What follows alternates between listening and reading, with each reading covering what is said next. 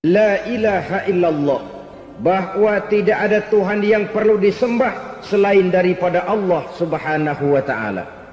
Ini hakikatnya merupakan inti daripada ajaran rasul-rasul terdahulu. Kenapa? Seluruh rasul bersumber dari satu sumber yang sama, yaitu dari Allah subhanahu wa ta'ala. Maka prinsip ajaran ketuhanan yang mereka bawa tentu saja sama. Nabi Adam mengajarkan la ilaha illallah.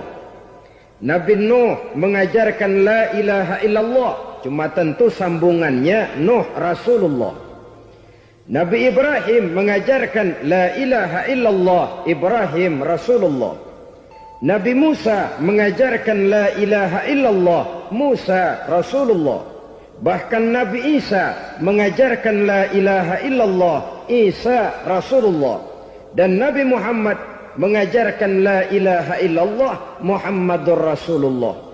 Akhlak manusia kepada Allah dengan menanamkan tauhid. Jadi kalau ingin berakhlak yang benar kepada Allah, jaga tauhid, pegang teguh akidah. Saudara-saudara kaum muslimin rahimakumullah, lawan daripada tauhid adalah kufur. Kufur bisa dua, bisa kufur iman, bisa kufur nikmat. Kufur itu sifatnya, kafir itu orangnya. Ada orang kufur iman, dan ini merusak akhlak kepada Allah subhanahu wa ta'ala. Kufur iman itu kadang-kadang bentuknya syirik, orangnya disebut musyrik. Kufur iman itu kadang-kadang bentuknya nifaq, orangnya disebut munafik.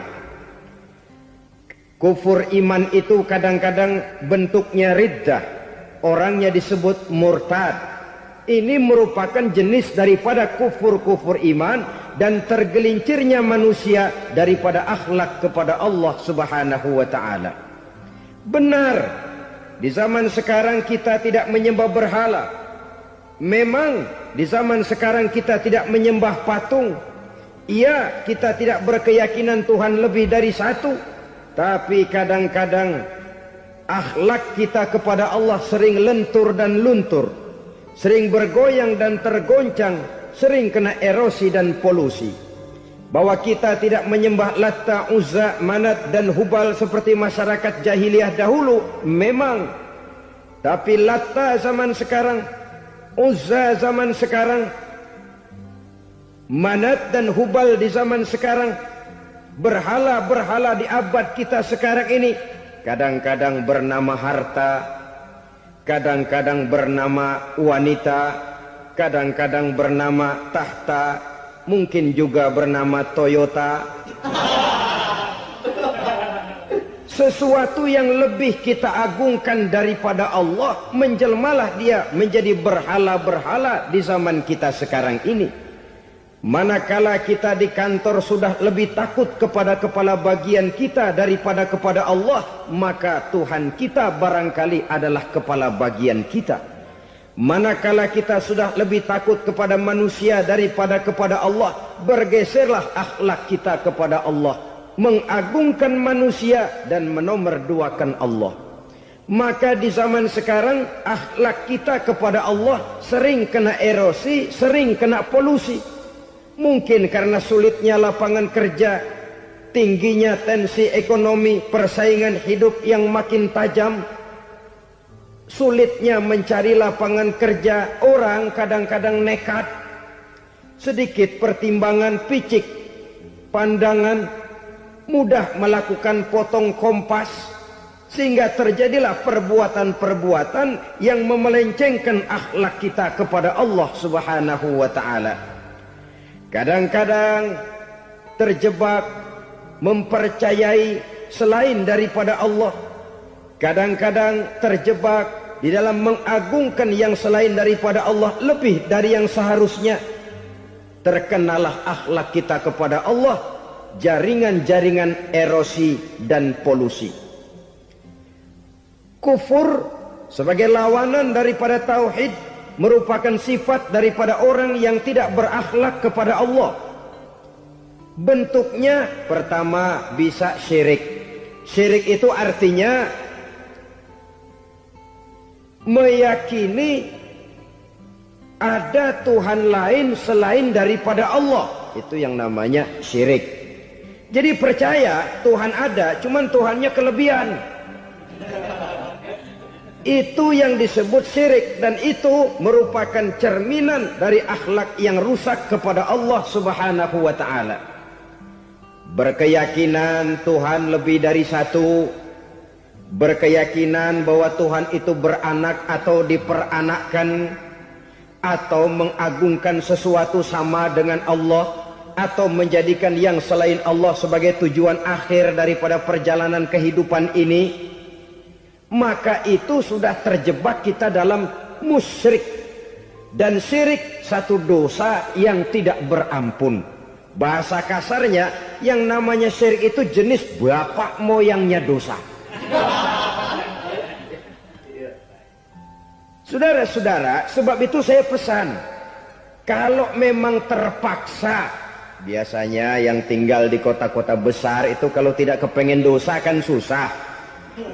Kalau terpaksa harus bikin dosa, cari yang kecil-kecil saja, yang kira-kira taubatnya gampang. Umpamanya pulang sholat Jumat nukar sendal, umpama,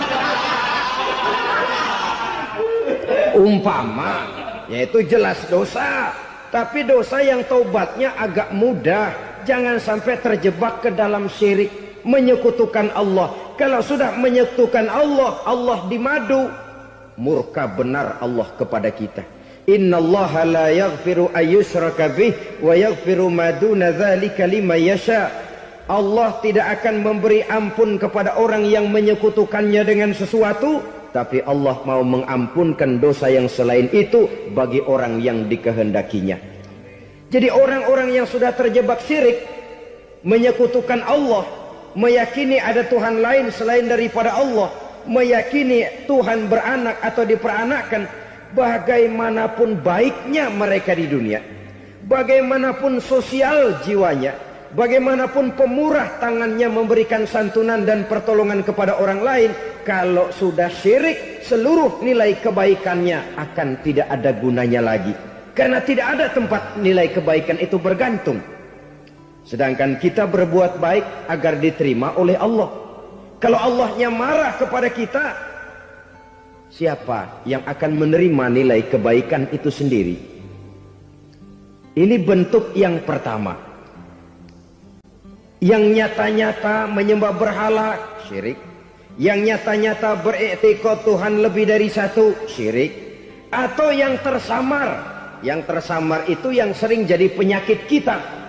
Saya sejak ada perkutut ini di rumah, perkutut. Saudara-saudara, yang merusak akhlak kepada Allah, yang merusak tauhid setelah syirik, bisa juga berbentuk nifak. Nifak itu sifatnya, orang yang punya sifat nifak disebut munafik.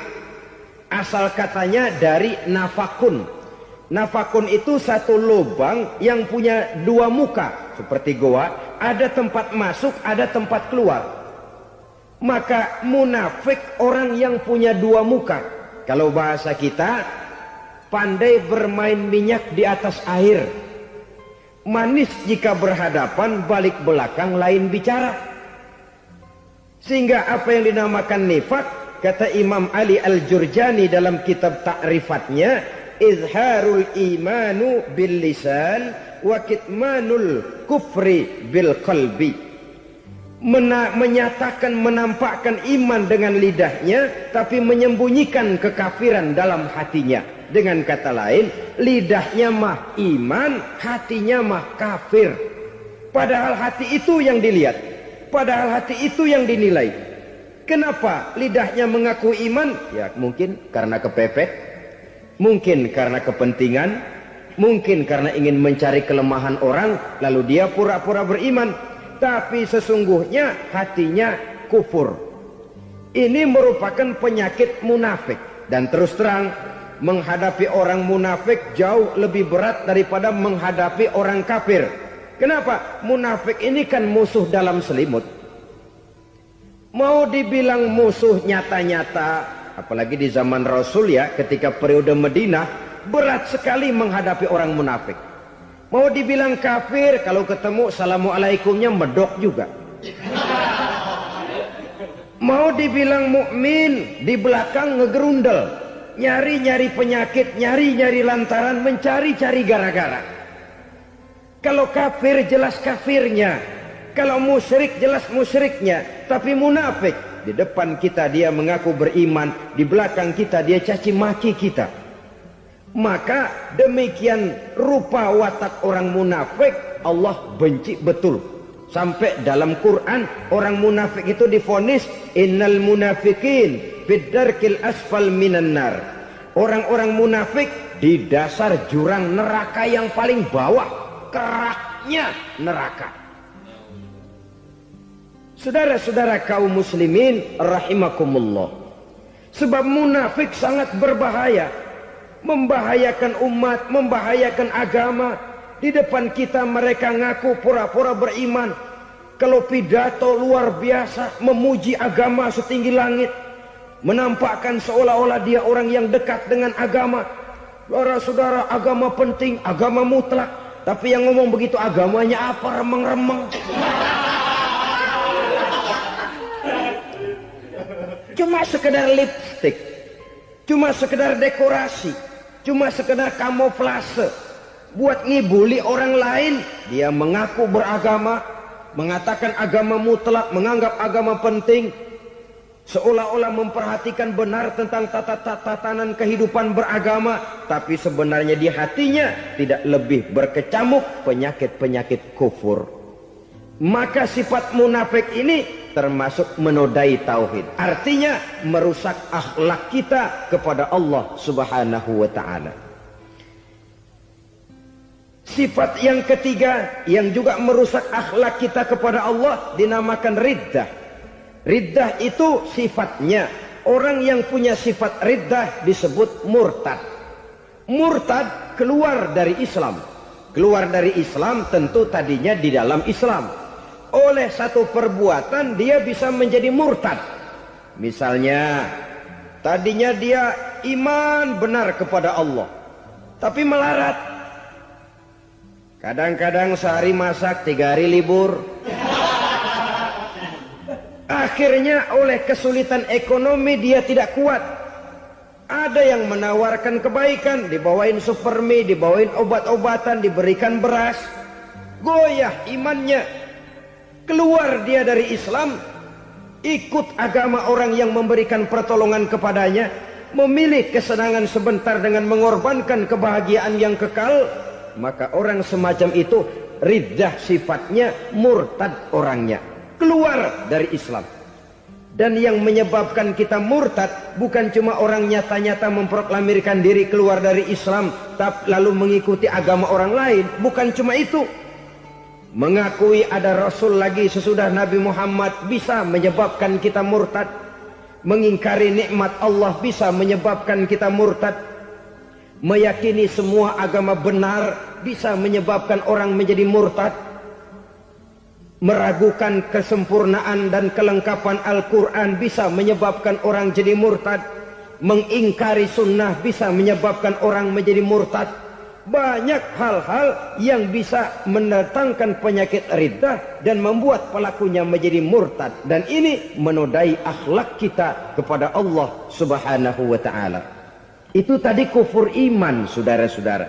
Nyata-nyata mengingkari Allah, baik dalam bentuk syirik, nifak, ataupun riddah. Kufur yang kedua dinamakan kufur nikmat. Apa itu kufur nikmat? Sitru ni'matil mun'im au ya'malu fi mukhalafatil mun'im. Menutup-nutup nikmat Allah atau melakukan perbuatan yang menentang, bertentangan dengan kehendak yang memberikan nikmat. Jadi kufur nikmat pertama, nutup-nutupin Tuhan. Tuhan jalingin. Duit lu banyak amat, dari mana? Gua kerja. Lalu kerjanya nomor 1. Orang yang berakhlak kepada Allah, dia akan menjawab, kamu uangnya kok banyak dari mana? Rezeki dari Allah. Caranya, saya kerja. Kerja itu cara, rezeki itu dari Allah datangnya. Bukankah di zaman sekarang kita sering terpeleset? Ini merupakan cerminan dari rapuhnya akhlak kita kepada Allah Subhanahu wa ta'ala. Karena usaha saya memang, karena saya peras keringat banting tulang, tentu.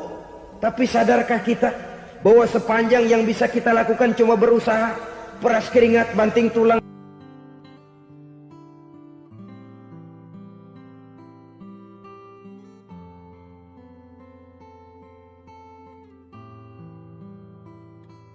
Soal rezeki, soal jodoh, soal maut, kitakah yang mengatur?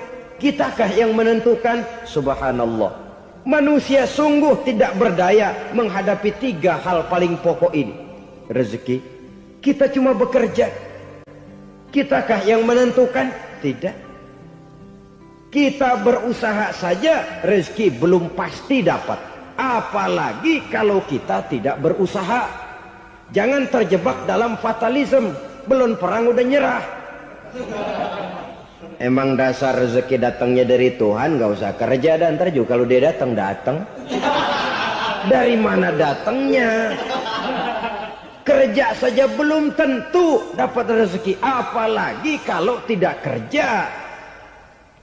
Yang jelas usaha perlu kepastian, itu urusan Allah. Ini akhlak kepada Allah Subhanahu wa ta'ala. Jodoh juga begitu. Kita berusaha, kita berupaya, Allah menghendaki lain jadinya. Maut juga begitu. Siapa sih yang pengen ngadepi maut? Siapa sih yang pengen mati? Siapa sih yang pengen ketemu malaikat Israel? Tidak seorang pun kalau ditanya. Kecuali mereka yang putus asa ya. Kalau otaknya masih normal, mau mati, mesti belakangan dulu dikit. Tapi yang satu itu saudara, kalau dia sudah datang, tenaga mana yang bisa menolak? Kalau dia sudah berkunjung, kekuatan mana yang bisa menghindar? Kalau dia sudah ingin bertemu, kemana kita bisa melarikan diri? Manusia sepanjang yang dia lakukan hanya berusaha, tapi kepastian, ketentuan dari Allah Subhanahu wa ta'ala. Orang yang kufur nikmat, nutupin Allah. Dia merasa rezekinya adalah mutlak peras keringatnya. Seolah-olah Allah nggak punya peranan apa-apa di situ. Oh, ini kan saya bisa rumah begini karena saya kerja keras. Oh, ini mobil saya begini saya kerja keras. Peras keringat banting tulang keras.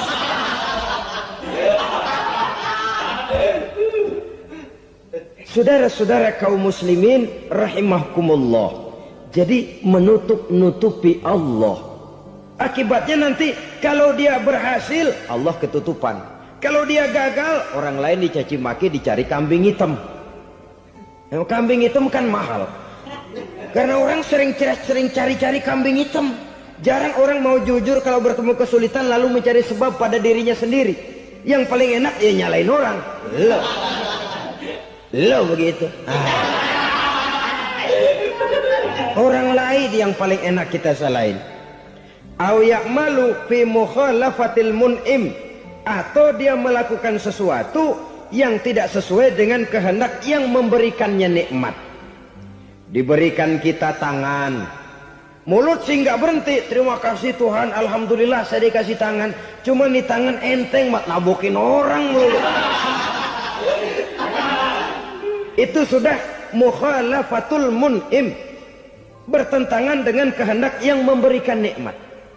Diberikan harta, mulutnya mah basah, terima kasih Tuhan, alhamdulillah dikasih harta, tapi pelitnya minta ampun. Kikir, koret, medit. Ini juga termasuk kufur nikmat, mempergunakan suatu nikmat bertentangan dengan kehendak daripada yang memberikan nikmat itu sendiri. Saudara-saudara kaum muslimin rahimakumullah. Oleh karenanya kufur iman memang lebih bahaya daripada kufur nikmat. Tapi jangan lupa, kufur nikmat bisa menyeret orang kepada kufur iman. Nah, kalau Allah udah dialingin, Tuhan sudah dinomor duain. Lama-lama kenapa dia tidak mendewakan dirinya sendiri? Mendewakan pangkatnya, mendewa-dewakan otaknya, mendewa-dewakan kemampuannya. Pada awalnya dia memang cuma kufur nikmat, tapi lambat laun kalau ini tidak diobati, secara pasti orang akan mengarah kepada kufur iman. Bisa berbentuk syirik, bisa berbentuk nifak, bisa berbentuk riddah. Saudara-saudara, oleh karena itu menjaga akhlak kepada Allah mutlak penting. Sebab apa? Kita tidak berakhlak kepada manusia saja, kita dikucilkan dari pergaulan. Kalau kita tidak berakhlak kepada Allah, dikucilkan oleh Allah. Hadis qudsi menyatakan, man lam yashkur ala na'ma'i wa lam yasbir ala bala'i falyakhruj min tahtis sama'i falyatlub rabban siwaya. Kata Allah, siapa orang yang tidak mau bersyukur terhadap nikmat yang aku berikan kepadanya dan tidak mau sabar terhadap ujian yang aku berikan kepadanya, falyakhruj min tahtis sama'i, persilahkan saja keluar dari kolong langitku, waliyatlub rabban siwaya, tolong cari Tuhan lain selain daripada aku. Murka Allah, diusir, cuman gak kedengeran aja. Siapa yang tidak mau syukur terhadap nikmatku, siapa yang tidak mau sabar terhadap ujian yang aku berikan kepadanya, persilakan keluar dari kolong langitku ini, cari Tuhan lain selain aku.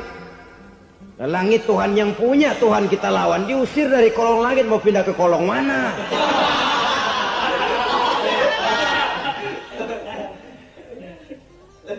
Jadi jangan merasa kufur nikmat kan enteng. Iya, kelihatannya begitu, tidak sebahaya kufur iman.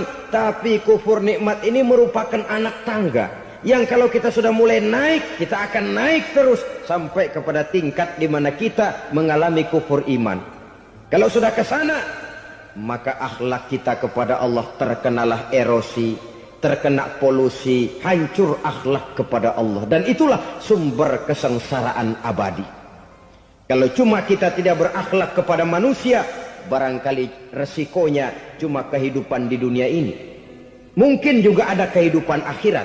Tapi kalau sudah tidak berakhlak kepada Allah, dunia akhirat kita rugi dan celaka. Maka pada kesempatan ini saya mengajak, marilah jaga baik-baik akhlak kita kepada Allah. Satu kali kita bertauhid, sampai mati kita bertauhid. Satu kali la ilaha illallah, jangan tergelincir lagi kita keluar daripada kalimat itu. Satu kali kita bertuhankan Allah, jangan bertuhan yang lain selain daripada Allah.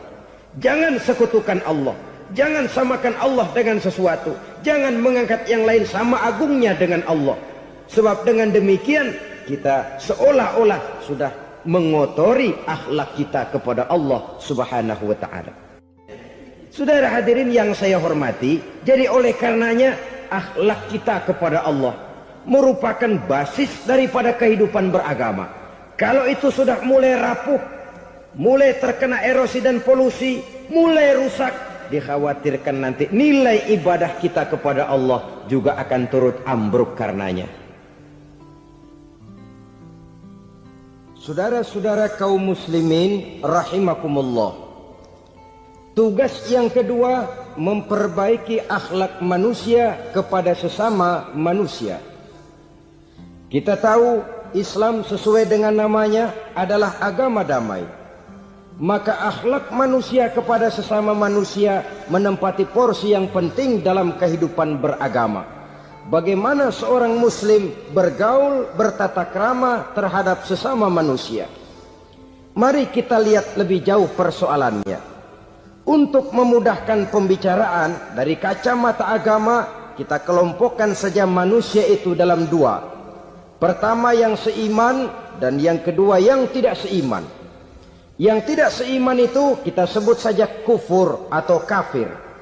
Nah, kepada yang kafir pun kita diajarkan untuk berakhlak, apalagi kepada yang memang nyata-nyata seiman, sekeyakinan, seakidah. Kemanapun Islam datang, ke negara manapun ia masuk, ia tidak menaburkan kerusakan. Jadi tidak benar kalau orang pernah itu menggambarkan, saking sentimennya, seorang orientalis pernah menggambarkan Nabi Muhammad di tangan kirinya Quran, di tangan kanannya pedang. Menggambarkan seolah-olah Islam dikembangkan dengan kekerasan. Sebenarnya tidak sama sekali. Kalaupun dalam sejarah perkembangan Islam pernah terjadi perang, maka perang dalam Islam sesungguhnya apabila kita amati sejarahnya bukan untuk memaksakan agama. Karena memang agama tidak bisa dipaksakan. Tetapi justru untuk mempertahankan agama dari segala macam hambatan, rintangan, hinaan dan fitnahan. Tapi kemanapun yang jelas Islam masuk, dia tidak pernah membuat kekacauan, kerusuhan ataupun penghancuran. Candi Prambanan bahkan dipugar, gereja-gereja tidak ada yang dihancurkan oleh umat Islam. Kenapa? Islam agama damai. Soal agama, soal lakum dinukum waliyadin, la ikraha fid din, qad tabayyana ar-rusdu minal ghayy. Tidak ada paksaan dalam beragama, sebab nyata yang benar dengan yang tidak benar. Belum pernah ada orang kafir masuk ke perkampungan orang Islam lalu dikejar-kejar, diteriakin kafir, kafir, sunatin.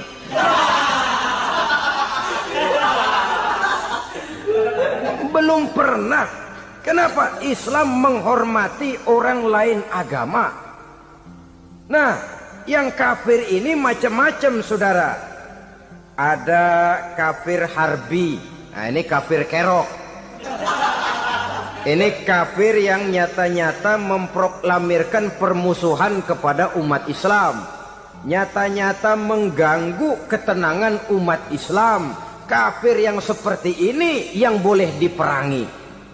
Misalnya kita mau sembahyang Jumat dijagain, nggak boleh sembahyang Jumat, getok palanya. Kafir harbi artinya tantangan perang datang dari mereka, bukan kita yang mulai, mereka yang buka front. Prinsipnya umat Islam tidak boleh mencari-cari musuh, tapi pun tidak boleh lari kalau ketemu musuh. Musuh jangan dicari, ketemu jangan lari. Karena itu kesan seolah-olah umat Islam ini teroris, umat Islam ini destroyer, umat Islam ini sering menimbulkan keonaran, kerusakan. Sungguh satu fitnahan yang sangat keji. Umat Islam adalah umat yang cinta damai. Islam di masa perkembangannya masuki Eropa melalui Selat Gibraltar, Jabal Tariq, memasuki Spanyol. Islam tidak pernah meruntuhkan gereja. Islam tidak pernah membunuh orang-orang Nasrani.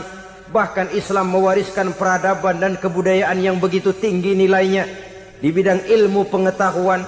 Sampai ketika itu Barat banyak mengkaji ilmu pengetahuan dari dunia Islam.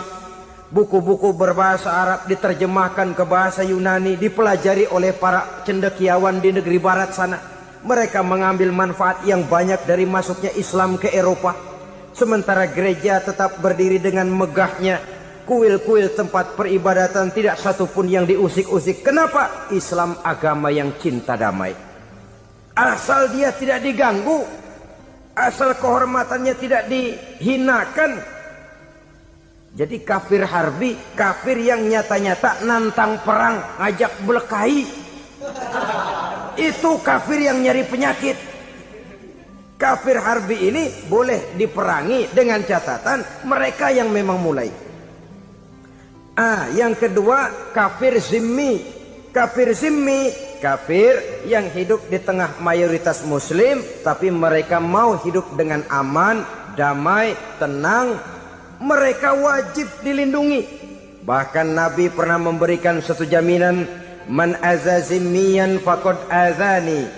Siapa yang mengganggu orang kafir zimmi sama saja dengan mengganggu saya. Kehormatannya dijaga, harta bendanya dilindungi, anak istrinya pun dilindungi. Dan ini jadi kenyataan.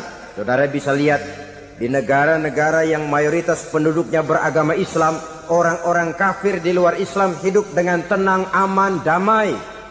Di Saudi Arabia, di luar tanah haram, di luar Mekah dan Madinah, banyak orang-orang kafir mencari nafkah. Mereka tenang, aman, dilindungi undang-undang.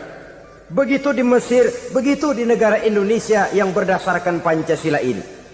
Kehidupan beragama menimbulkan gairah, rukun, tenang, aman, damai, sepanjang tidak saling ganggu, tidak saling usik, menghargai orang yang sudah beragama, tidak menjadikan penganut suatu agama sebagai sasaran dari dakwah agama lainnya. Saudara-saudara kaum muslimin rahimakumullah. Jadi memang oleh Al-Quran kita dianjurkan asyidda 'alal kuffar ruhama bainahum. Tegas kepada orang kafir, kasih sayang kepada sesama muslim. Tapi tegas bukanlah berarti marah-marahan, bukan berarti musuh-musuhan, bukan ngajaki perang. Tegas dalam arti punya garis tentang kehidupan beragama, lakum dinukum waliyadin. Soal kehidupan sosial, mari kerjasama. Bangun jalan, ayo rame-rame. Siskamling, mari bebarengan. Bikin puskesmas, mari sama-sama. Tapi kalau sudah soal agama, itu tidak perlu ada toleransi agama. Yang perlu toleransi antar umat beragama. Kalau umatnya mau kerjasama silakan, tapi tidak menyangkut soal ibadah. Jangan kerjasama di bidang ibadah. Itu kerjasama yang salah pasang, saudara-saudara. Sehingga dengan demikian toleransi adalah menyangkut kehidupan antar umat beragama. Sedangkan agama sendiri punya coupling yang nyata. Sehingga dengan demikian tegas kepada orang kafir dalam arti kita punya satu kepribadian. Tidak ngambang. Enggak, lalu kalau ditanya orang, sebenarnya agama lu apa sih? Ah, gua mah gimana musimnya aja. Agama pakai musim kayak rambutan. Akhirnya ya begitu, musim-musiman. Ke masjid kelihatan, ke gereja hayo, ke candi nongol, ke apa? Bingung malaikat bagaimana nyatetnya nih bocah ini. Di mana aja ada. Kita punya satu kepribadian. Saya muslim dan garis saya ini, lakum dinukum waliyadin. Bagi Tuhan persilakan agama Tuhan, bagi kami agama kami. Kami hormati Tuhan, Tuhan hormat kepada kami. Tapi soal agama, couplingnya jelas. Kerjasama, mari urusan muamalah, bidang sosial. Yuk kita siskamling sama-sama dengan orang lain agama. Mari jaga kerukunan, kesatuan, persatuan, kekompakan. Perbaiki jalan yang rusak, mari sama-sama. Mendandani jembatan yang runtuh, mari sama-sama. Tapi sembahyang, couplingnya lain-lain. Sebab Nabi juga dulu pernah ditawarkan begitu loh sama kafir jahiliyah dulu, Quraisy itu. Sudah Muhammad, sekarang begini saja, kita join aja daripada marah-marahan. Hari ini saya oke menyembah Tuhanmu Allah. Besok gantian kamu menyembah Tuhan kita, Latta, Uzza, Manat dan Hubal. Turun, qul ya ayyuhal kafirun la a'budu ma ta'budun. Soal ibadah couplingnya jelas, tidak boleh dicampur adukkan. Sebab kalau tidak, kita akan mulai kehilangan identitas diri. Dan disitulah krisis kehidupan keyakinan beragama dimulai. Dari krisis identitas. Hujan gede kan mulainya gerimis dulu. Di mana-mana ya gerimis dulu. Gerimis makin lama makin gede. Kita akan mulai dengan kehilangan identitas diri. Dari sana nanti kita malu mengakui keislaman kita. Kalau orang Islam malu mengakui keislamannya, ini kan ironi, menyedihkan. Ngakui Islamnya saja malu, menonjolkan keislamannya malu. Tidak ada rasa bangga beragama. Padahal ini modal dasar. Hanyalah dengan rasa bangga beragama kita lalu konsekuen. Bangga yang tidak konsekuen. Wah, pokoknya kan gua kan Islam. Agama yang paling benar. Tapi hidupnya sendiri jauh dari tuntunan Islam. Itu bangga yang tidak beralasan. Bangga yang tidak perlu dibanggakan sebenarnya. Kebanggaan yang membuat kita konsekuen dan dekat dengan kehidupan beragama. Jadi dengan demikian saudara-saudara, kepada non-muslim kita juga harus berakhlak. Bukankah ini sudah dicontohkan oleh Rasul? Bagaimana beliau disambiti orang di Taif, yang menyambiti malah didoakan. Bagaimana Suraqah mau membunuh beliau, malah Suraqah didoakan. Bagaimana Abu Jahal dan Abu Lahab saking mangkalnya.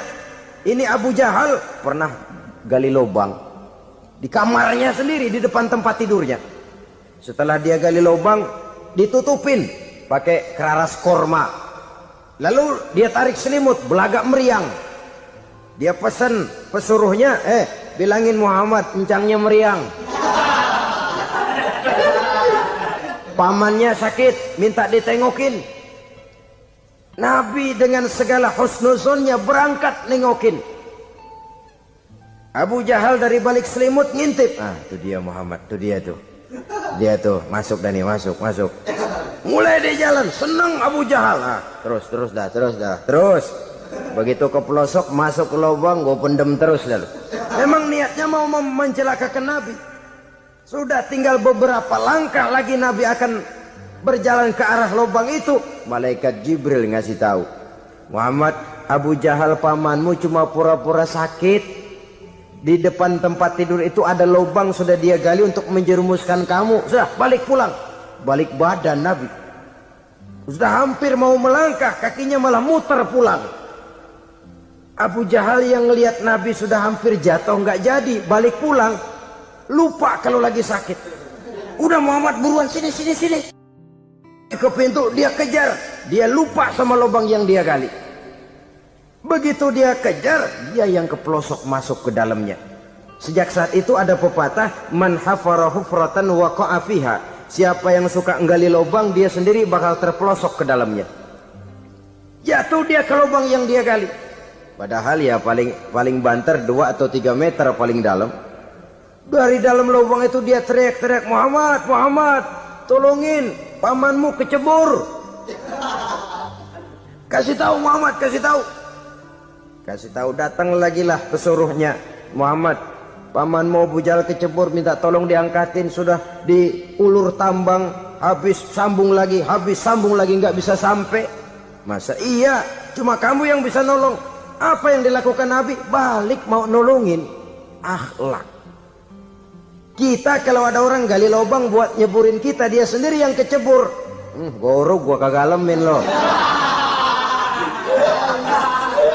Mati sekalian dah. Nabi mah enggak, balik nolongin tuh Abu Jahal. Kenapa paman kecebur? Iya Muhammad, tolong, tambang udah diulur-ulur, sambung-sambung nggak sampai. Aduh kasihan paman, nih pegang tangan saya. Nabi cuma ulurin tangan, nyampe dipegang oleh Abu Jahal. Diangkat ke atas. Nyampe atas, apa kata Abu Jahal? Tambang bergulung-gulung nggak nyampe, kamu cuma pakai tangan doang kok bisa Muhammad, hebat banget sihirmu. Mukjizat dia bilang sihir, udah ditolongin nyelak lagi, kan yang enak kita injak palanya. Orang dulu bilang wah katanya nolongin anjing kejepit, udah selesai ditolongin malah yang nolong digigit.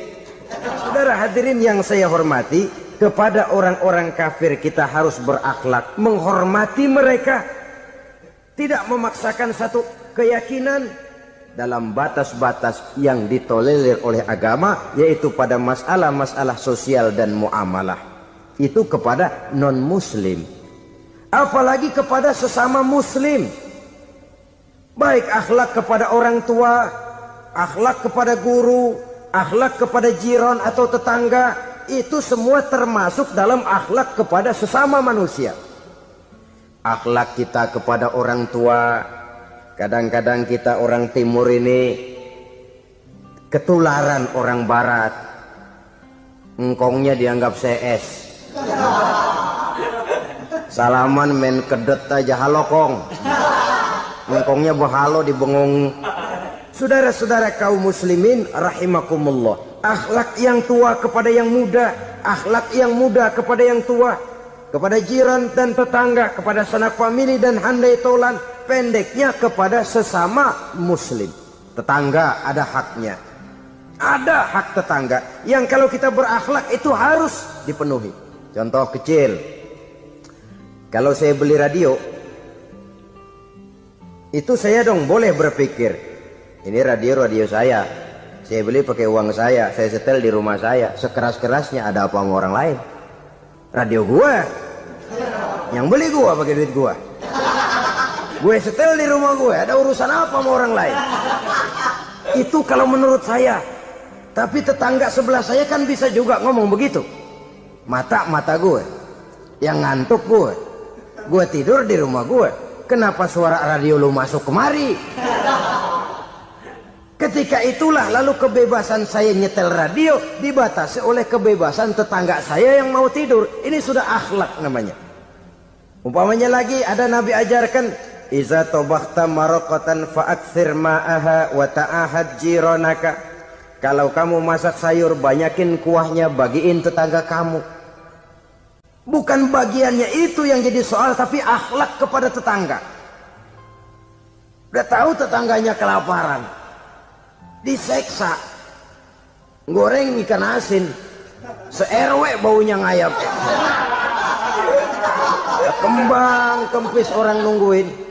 Saudara hadirin ma'asyiral muslimin rahimakumullah. Jadi dengan demikian, kalau sudah kembali kepada orang-orang yang nilai imannya sama dengan kita, apapun organisasinya, apapun baju yang mereka pakai, kaos yang mereka pakai, jaket yang mereka pakai, kalau sudah seakidah, seiman, jaga akhlak kita. Pendapat boleh berbeda, kaos boleh tidak sama, jaket boleh beraneka warna, bendera boleh beragam-ragam, tapi ukhuwah Islamiyah ini utamakan. Adalah lebih baik mencari persamaan dalam kehidupan dan bukan memperbesar perbedaan. Hanyalah dengan mengembangkan nilai-nilai akhlak semacam ini, toleransi tidak hanya diperlukan kepada yang non-muslim, kepada sesama muslim pun toleransi. Artinya apa? Jangan memponis amalan orang lain. Yang usoli, yang tidak usoli, berjalanlah menurut keyakinannya masing-masing. Jangan lalu memponis, itu namanya nggak toleransi. Kamu nggak pakai usoli ya? Enggak. Brengsek. Kamu pakai usoli ya? Iya. Bidah. Lah dua-duanya kagak yang benar. Kalau yang sembahyang kagak benar, bagaimana yang kagak sembahyang? Apa itu yang benar? Toleransi, setuju dengan perbedaan pendapat, jangan memponis amalan orang lain. Karena kita hanya beramal, hak menerima adalah Allah Subhanahu wa ta'ala. Jangan sebentar-bentar mencap bidah, dolalah, finnar, neraka. Kayaknya neraka kapling orang tuanya kali. Gampang bener masukin orang ke neraka. Kita kadang-kadang bisa toleransi dengan orang luar, tapi kepada sesama muslim toleransi tidak sanggup kita adakan. Mengklaim merasa kita yang benar, orang lain salah semua, itu tidak toleransi namanya. Mentang-mentang jadi ustadz, nih satu-satunya ustadz di sini ya, semuanya mesti ngaji kemari. Kalau nggak ngaji kemari Islamnya kurang tapi benar. Toleransi, saudara-saudara kaum muslimin rahimakumullah, lapang dada menghargai orang yang berbeda pendapat, apalagi kalau perbedaan pendapat itu menyangkut hal-hal yang tidak prinsipil, menyangkut hal-hal yang sekunder dalam kehidupan beragama, menyangkut masalah-masalah yang dalam bahasa fikih disebut soal-soal furu'iyah. Tidak usah menyebabkan kita bersih tegang. Kepala sama hitam pendapat boleh berbeda dan halal. Bahkan Nabi mengatakan ikhtilafu ummati rahmatun. Perbedaan pendapat di kalangan umatku bahkan menjadi rahmah, sepanjang perbedaan pendapat itu diiringi dengan rasa toleransi. Tapi kalau sudah main baku hantam, main klaim, memponis orang lain, akhirnya timbullah keretakan. Jangan heran kadang-kadang satu masjid dua kelir.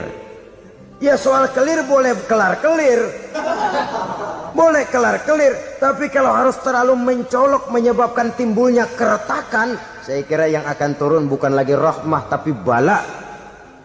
Bala akan menimpa kita, jatuh kita menjadi umat yang lemah. Oleh karena di antara kita sendiri, sesama kita tidak pandai bertoleransi, tidak lapang dada. Ada anak muda kelihatannya mau majuan dikit, yang tua curiga. Nih kalau dia maju pasaran gua bangkrut dong nih.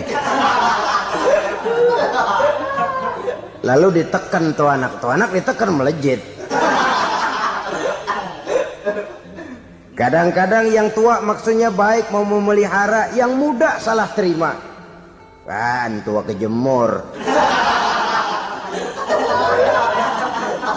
Dari dulu sampai sekarang gitu-gitu doang. Anak kemajuannya. Padahal yang tua barangkali maksudnya juga baik, mau memelihara. Sebenarnya kalau kita bisa mencoba mencari titik temu dengan alur komunikasi, tidak merasa diri yang paling benar, tapi toleransi, boyak menerima pendapat orang lain, setidaknya mau mendengar omongan orang. Yang susah kalau udah kena penyakit nggak mau ngerti omongan orang, nggak mau nerima pendapat orang. Kodok di kolong tempayan, cukeng kayu asem, asal ijo udah ijo aja ijo dah. Nggak ngerti omongan orang, yang kayak begini yang orang jadi kesandung. Oleh karena itu saudara-saudara, alangkah nikmatnya kehidupan ini apabila kita menyadari kita ini ummatan wahidah, satu umat yang satu, yang diikat dengan akidah. Kalau kepada yang non muslim saja kita diajarkan untuk berakhlak, apatah lagi kepada yang seiman, seakidah, sekeyakinan. Wajarkah perbedaan pendapat yang kecil-kecil lalu menyebabkan kita bertolak belakang, cerai-berai, centang perenang? Bila bertemu di jalan yang satu menyisih ke kiri, yang lain menyingkir ke kanan. Kalaupun juga bercampur di tengah kumpulan orang banyak, persis air dengan minyak. Yang atu melengos, yang atu madep mojok. Orang lain senyum, dia mau pada manyun.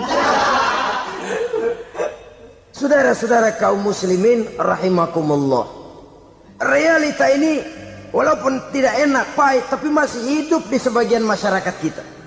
Ini yang perlu kita atasi. Soal toleransi kepada orang lain, sejarah sudah membuktikan. Mari kita jangan cuma bisa mengajak orang lain, umat lain untuk bertoleransi dengan kita, tapi kepada sesama kita. Toleransi ini perlu kita tegakkan, perlu kita bina. Terutama di dalam kita menuju bentuk ideal daripada konsep ukhuwah Islamiyah ini, yang memang selalu kita akan cari bentuk-bentuk idealnya sejalan dengan perkembangan situasi dan kondisi yang dihadapi oleh umat. Perbedaan organisasi, perbedaan kepentingan organisasi tidak seharusnya menyebabkan kita merasa meremehkan orang lain dan mengangkat diri, mengklaim diri sebagai yang ter. Jadi dengan demikian, apabila yang pertama tadi akhlak kepada Allah dinamakan hablum minallah, maka yang kedua ini merupakan hablum minan nas. Jikalau baik akhlak kita kepada Allah, baik akhlak kita kepada manusia, nikmat rasanya menjalani kehidupan. Kadang-kadang orang akhlaknya kepada manusia baik, tapi kepada Allah tidak baik. Hormat sama yang tua, menyayangi yang muda, sama tetangga rukun, tapi sama Tuhan nggak mau sujud. Ini baik kepada manusia, tapi tidak berakhlak kepada Allah. Atau sebaliknya, sujudnya sama Allah mah tekun, bener, khusyuk, bahasanya juga fasih, luar biasa. Tapi sama manusia sombong, takabur, ujub, merasanya dia doang yang paling benar. Sebab iblis itu ya, itu kadang-kadang datang lewat hati, dan memang selalu markasnya di situ. Kalau dia tidak bisa menggoda kita dengan yang lain, dia tumbuhkan sifat ujub. Dia bisikin, wah memang di kampung ini yang paling banyak ibadahnya ente, yang lain mana, lihat tuh kerocok semua. Lalu di hati orang itu tertanam sifat iya ya. Nah, tatkala iya ya, dia sudah terkena serangan iblis. Akhirnya apa? Orang lain diremehin. Asalnya kagak mau sembahyang aja diajak salaman udah najis aja dah. Ketemu juga mukanya ditekuk 4. Akhirnya bukan ngajak malah ngenyek, ngina. Lah orang dihina makin jauh, makin tidak tersentuh. Bukan cara itu yang diajarkan oleh Rasul.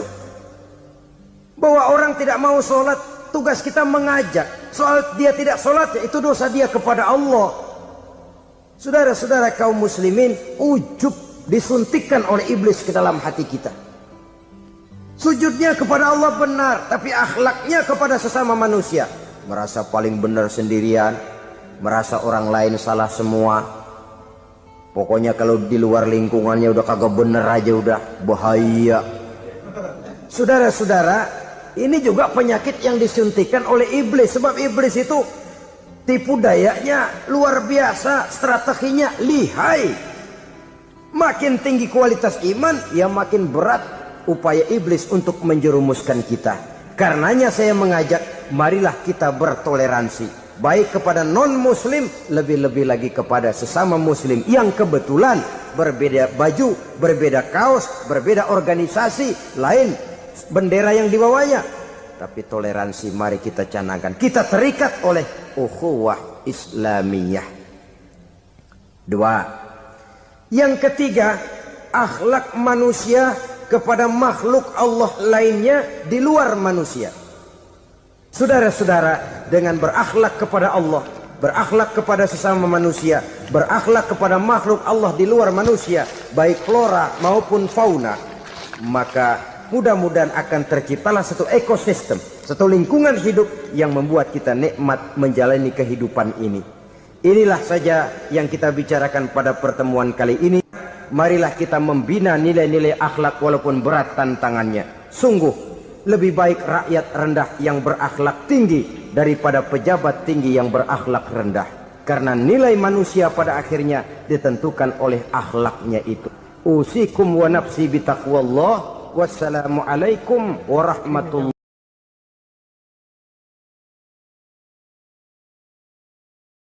Assalamualaikum warahmatullahi wabarakatuh. Welcome back to my channel. Oke teman-teman, hari ini kita casting dulu di spot kolam ya. Mudah-mudahan ada strike-nya. Bismillahirrahmanirrahim.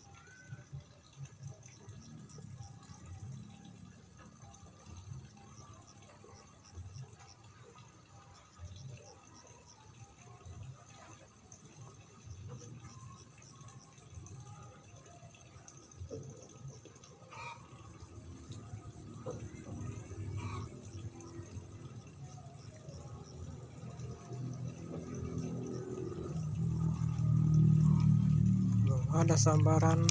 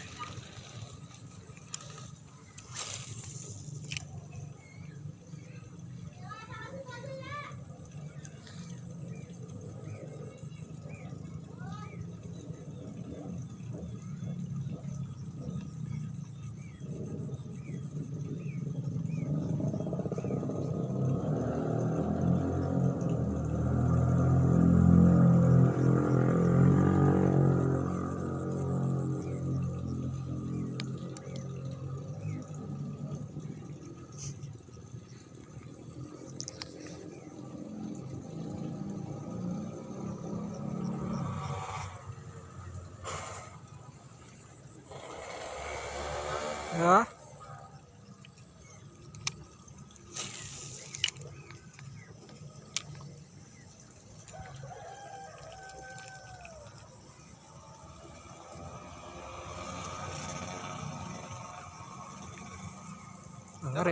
Belum. Ada nggak Mas Antonnya itu? Entah.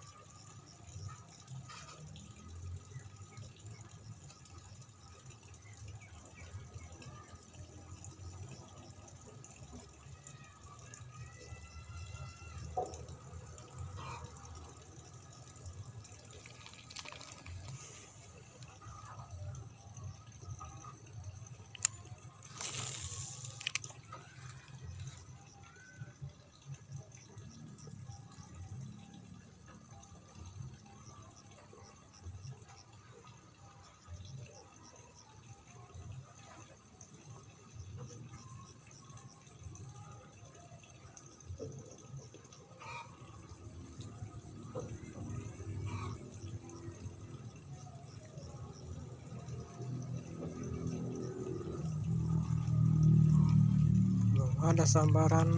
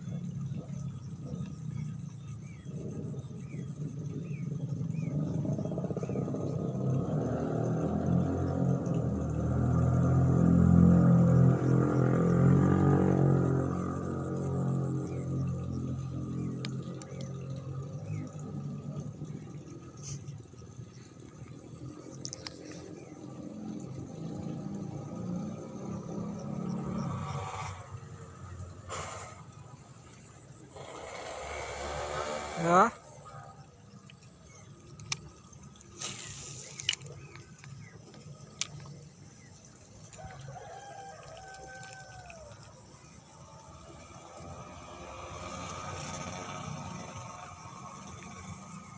Ngeri. Belum. Ada nggak Mas Antonnya itu?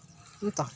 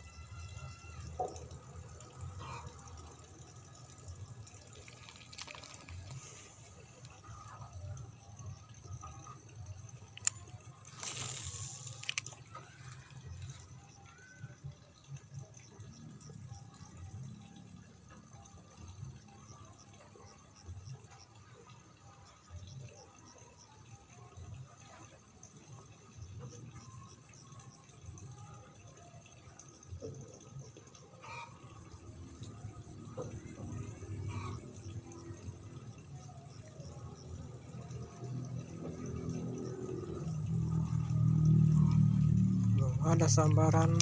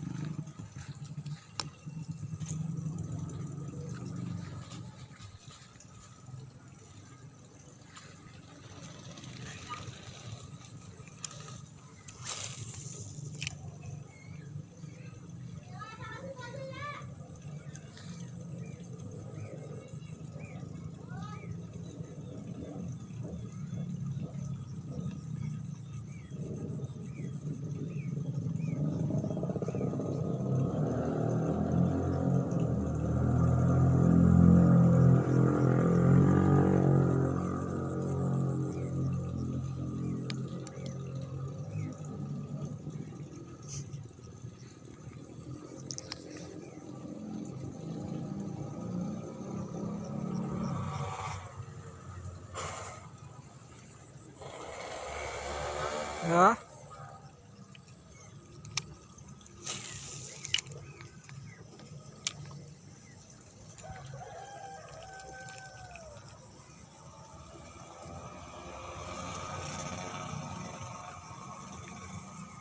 menarik. Belum, Ada nggak Mas Antonnya itu? entah.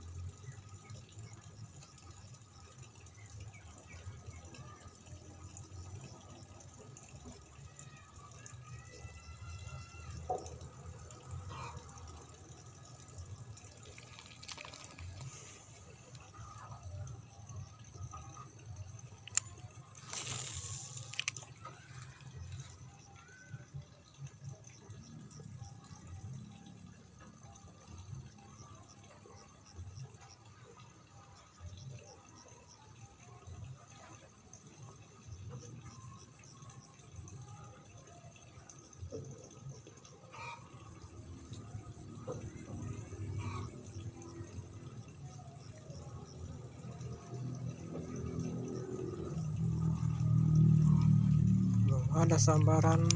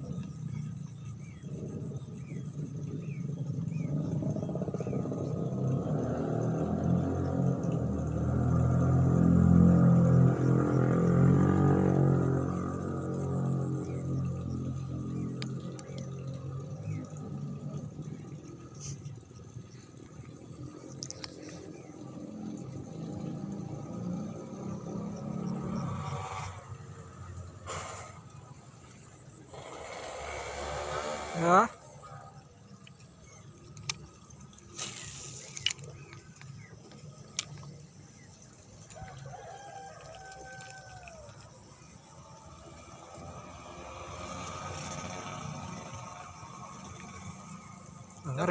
belum Ada nggak Mas Antonnya itu? entah